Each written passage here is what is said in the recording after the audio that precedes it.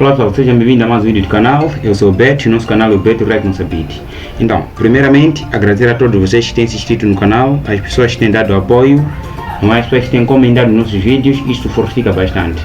Então, no vídeo de hoje, eu havia prometido que iria ler alguns comentários, dos inscritos que têm contribuído bastante, mas infelizmente houve uma falha e pronto, perdoe lá, e no próximo vídeo faremos a questão como havia prometido.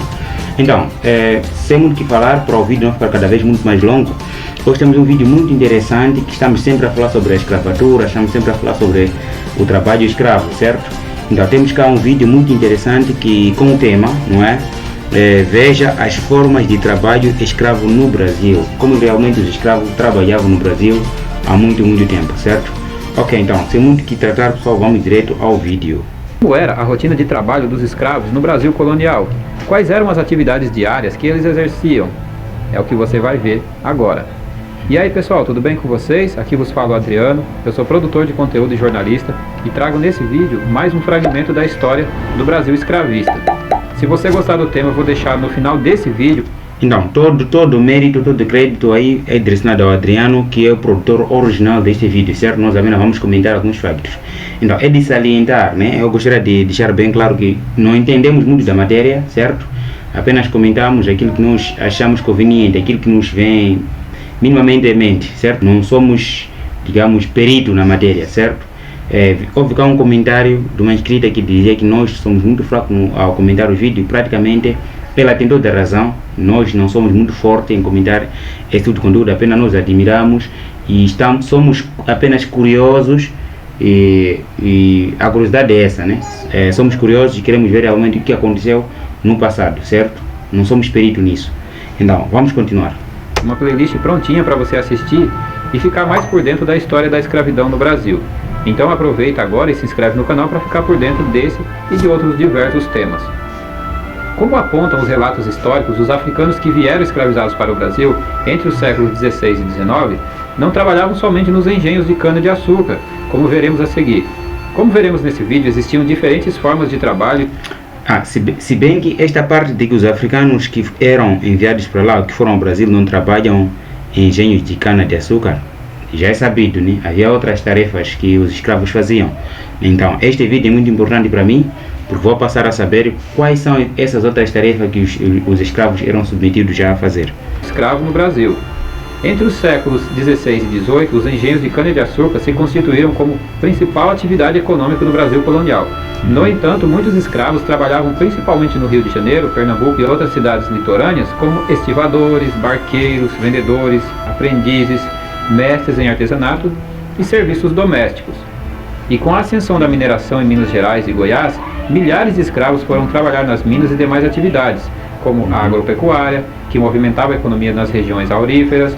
Outras formas de trabalho escravo foram a criação de gado no Nordeste brasileiro, os trabalhos desempenhados no tropeirismo, conhecido como tropeiros, exerciam atividades... Qual a função de um tropeiro? O que um tropeiro faz? Essa é a dúvida, eu nunca ouvi falar de um tropeirismo. O que um tropeiro faz? Comerciais de uma região a outra, e o trabalho de zelar e tratar dos animais carregadores de mercadorias. Nas cidades, a forma de trabalho escravo variavam bastante. Existiam os escravos prestadores de serviço, isto é, os escravos de ganho, carpinteiros, barbeiros, sapateiros, alfaiates, ferreiros, marceneiros, entre outros. As mulheres também exerciam trabalho. Esses escravos de ganho são aqueles que se calhar que se falava naquela altura feudal, que eram a base da economia, na Europa. Eram aqueles conhecidos como produtores imediatos, acho eu, o que nós aprendemos aqui. Então vamos ouvir o que os outros mais faziam lá. Trabalho escravo, então geralmente elas trabalhavam como amas de leite, doceiras e vendedoras ambulantes, ou seja, as chamadas negras de tabuleiro. Portanto, no Brasil existia uma diversidade nas formas de trabalho escravo. Escravo tigre. Ok, já temos já uma pequena descrição dos escravos e da sua, digamos, um pouco mais da sua caracterização, não é? Temos aqui um grupo, escravo tigre. Então vamos aqui ouvir o que é esse tipo de escravo faziam na altura no Brasil, qual era a função deles. Dentre as formas de trabalho escravo, essa que eu vou apresentar agora possivelmente era uma das piores formas de trabalho, não somente escrava, mas já executada pelo homem no Brasil. Durante o Brasil Império, o país era o maior território escravagista do Ocidente, com quase 5 milhões de africanos escravizados. Com a mão de obra escrava sendo utilizada em larga escala, Foram os cativos apelidados de tigres os responsáveis pelo recolhimento e despejo de urinas e fezes de muitos moradores das cidades durante cerca de 300 anos. Nessa época, a maior parte das casas... Bom, já deu para perceber que realmente era a forma mais bizarra de se trabalhar, não é? Era muito chato isso. não contavam com banheiro, água corrente ou algum tipo de instalação sanitária. Por isso, os moradores das antigas cidades faziam as necessidades em penicos e em outros recipientes de metal ou porcelana. Esses objetos ficavam então sob as camas ou em armários até a manhã seguinte, quando então eram esvaziados em grandes tonéis que comportavam todos os dejetos dos moradores da casa. Os grandes tonéis, por sua vez, eram carregados nas costas por escravos que os levavam até o mar ou algum rio e por lá os despejavam. Os tigres. Quando era carregado, parte do excremento que continha ureia e amônia vazava dos tonéis e deixava marcas brancas sobre a pele negra, parecidas com listras. E por essa reação química, as marcas se pareciam com as do animal. Daí o apelido em tom pejorativo dos tigres, ou como eram chamados, tigrados.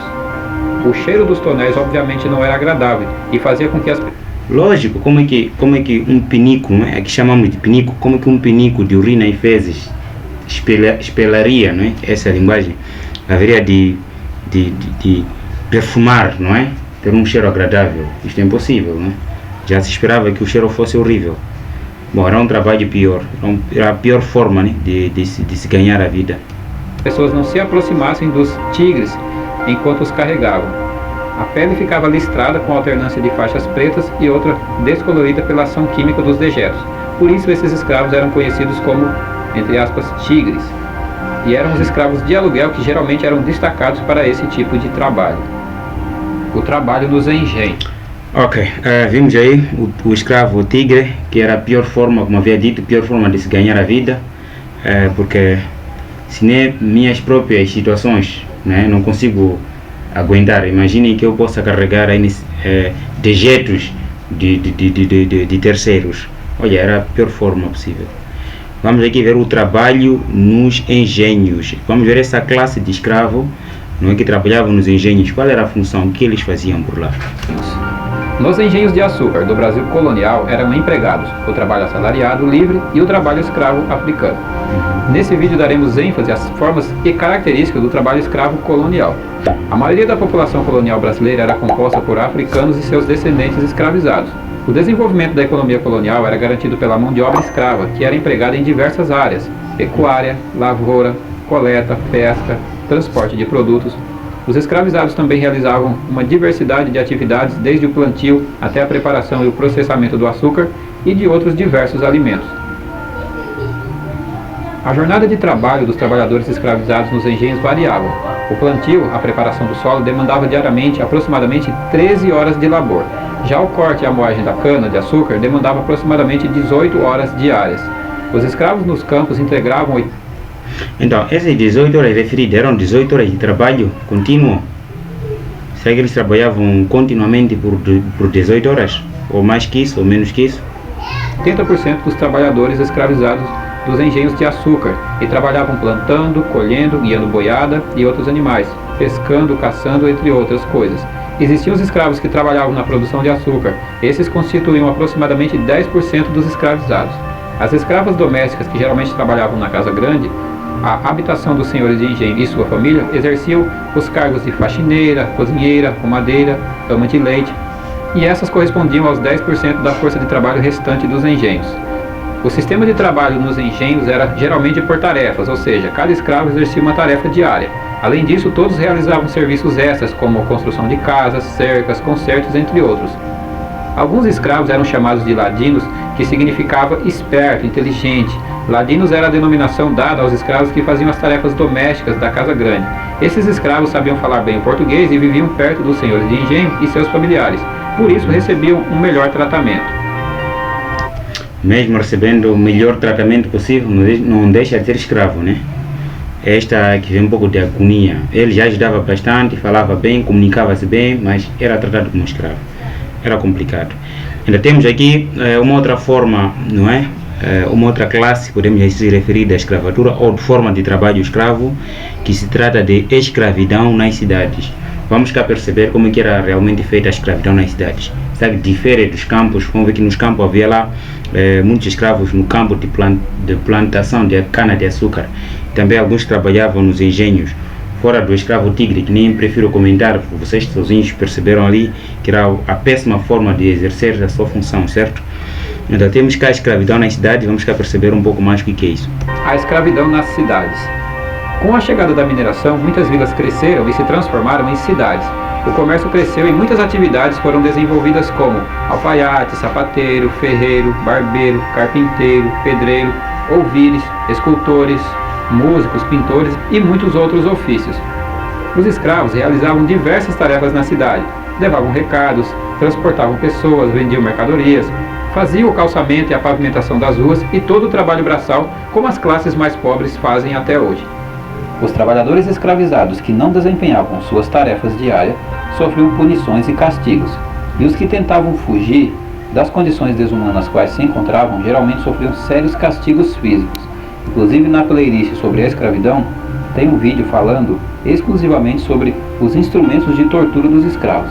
Confere lá depois. Ok, eu acho que irei sim conferir este vídeo que é mencionado, que fala sobre os instrumentos de tortura dos escravos, que eram instrumentos usados para torturar aqueles escravos que praticamente decidiam se refugiar por estarem cansados de ser massacrados. Irei cá ver o vídeo e se eu achar interessante irei partilhar convosco, irei cá reagir convosco para podermos analisar cada instrumento, não é? Se calhar com a sua função, como que era usado para poder torturar o escravo. Bom, é complicado, né? Parece que a lógica é realmente essa. O africano por um tempo teve das suas. E passou por fases muito piores mesmo. Eu havia dito num outro vídeo, isto aqui não é para levar ao peito, é simplesmente uma pura diversão. Isso aconteceu, já passou, certo? O que mais nos importa é hoje em diante, como nós vamos nos tratar em diante. Mas existe alguma mentalidade que ainda, não é? De alguns senhorios, ainda tem aquela cultura de que o africano é escravo e sempre será escravo. Bom, quem sou eu para poder corrigir isto, certo? Mas queria dizer que ser africano não é ser amaldiçoado, né? Nesse contexto histórico do Brasil escravista, surgiram vários aspectos e características da sociedade brasileira. Os escravos africanos ajudaram na construção de várias heranças culturais. Foi na senzala, a habitação dos escravos no engenho, que surgiu a feijoada. Então, se o africano ajudou bastante na construção da cultura e de vários monumentos culturais dos países do Brasil, será que temos tantas estátuas assim de negros pelo Brasil? Prato presente na culinária brasileira até hoje. E a capoeira, que se confundia com uma dança, mas que na verdade era uma forma de luta desenvolvida entre os escravos na resistência contra o trabalho forçado. Inclusive a capoeira é praticada atualmente não somente no Brasil, mas também no mundo todo. A herança cultural africana dos ex-escravos é extremamente rica. As danças... Aí falou-se, por exemplo, da feijoada, que diz ser um prato tipicamente produzido vindo dos escravos. Falou-se da capoeira, que é uma dança que diziam ser uma dança na altura, e hoje é um mecanismo de luta também que veio da África.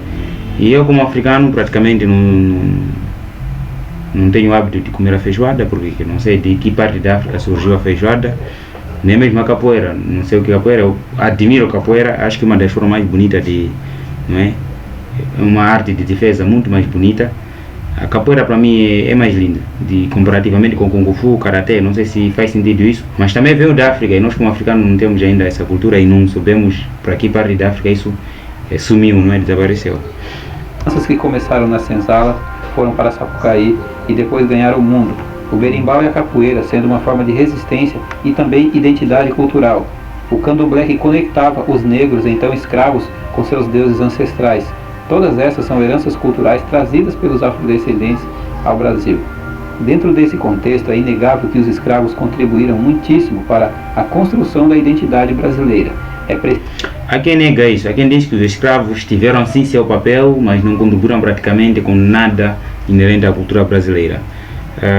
Bom, eu não tenho certeza disso, também não posso falar tanto assim sobre esta situação, eu já disse, não somos peritos em matéria, apenas estamos cá a ver e aprender com os vídeos sobre que nosso estágio, né? De onde que os nossos antepassados passaram e o que lá fizeram. E agradecer ao pessoal que tem produzido esse tipo de conteúdo, por realmente nos criar um pouco de ideia do que o africano foi uma vez na vida, certo? E o que nós seremos, se calhar, no futuro. Então, sem muito o que falar, pessoal. Preciso olhar para esse passado do Brasil para que possamos então enxergar um futuro melhor do que esse que nos é apresentado agora. Sim. É preciso pensar num Brasil que inclua todo mundo, principalmente as pessoas que estão em situação de desvantagem, socialmente falando. Reparação histórica não é conversa fiada. Não se pode varrer a sujeira da história para debaixo do tapete e esquecer esse passado que continua tão presente nos dias de hoje, graças à negligência dos responsáveis pela gestão dos recursos destinados ao povo brasileiro. Então, parece que ele deixou muito bem claro aqui. Temos que olhar a situação brasileira e planificar melhor o futuro, certo? Porque parece que entendi que estamos muito ligados à negritude, está muito ligada aí à cultura brasileira, certo? E temos que tomar medidas, decisões que favoreçam aqueles que se encontram sempre em desvantagem, principalmente racialmente ou em questões sociais. Então, pessoal, vamos parar por aqui. Agradecer a todos, né, por terem assistido até a este minuto.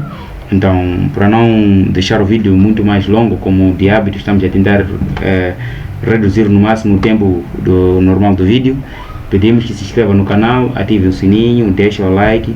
E, bom, temos espaço dos comentários. Vamos cá reagir nos comentários, como sempre temos tido ali telespectadores pontuais, não é, assíduos, que têm sempre dito alguma coisa inerente ao vídeo. Isso dá-nos um grande arranque, né, um grande apoio. E é isso, pessoal. Bom, foi um vídeo muito interessante. Vimos cá muitas formas de trabalho de escravo no Brasil que eu desconhecia, principalmente o escravo tigre. Nunca ouvi falar do escravo tigre, mas quando se falou aqui da escravidão na cidade, sim, sobre os alfaiates, os pedreiros e os outros, sim, já tinha esse conhecimento, já ouvia falar disto. Tanto como falou-se também do escravo dos engenhos, né? Aqueles que trabalhavam no plantio e na produção de cana-de-açúcar. Sim, é o que nós aprendemos quase em todos os anos nas escolas cá. Aprendemos e ensinamos, né? Para quem não sabe, também tenho minha profissão, eu sou professor, né? E ensino isso às vezes aos meus alunos. Então é isso. A novidade mesmo nessas formas de trabalho são exatamente estas. Principalmente o escravo tigre. Nunca ouvi falar disto. E é triste, né, saber que havia alguém que trabalhava, não é, para carregar dejetos de outros, né? E, bom, é triste, mas estamos a falar da época de escravatura, que é anormal hoje, era normal na altura. Então não tínhamos muito que lamentar nisto, certo? Acredito que tenha passado e hoje em dia as pessoas já se tratam meramente com dignidade. Existem sim sítios que ainda há problema, mas acredito que estamos lá a caminhar a passo largo de haver uma igualdade social entre os seres humanos, certo? Então, pessoal, para não deixar o vídeo muito mais longo, como havia dito, eu fico por aqui. Se inscreva no canal, ative o sininho, deixe o comentário, porque isto é que fortifica o nosso trabalho, certo? Então, até o próximo vídeo.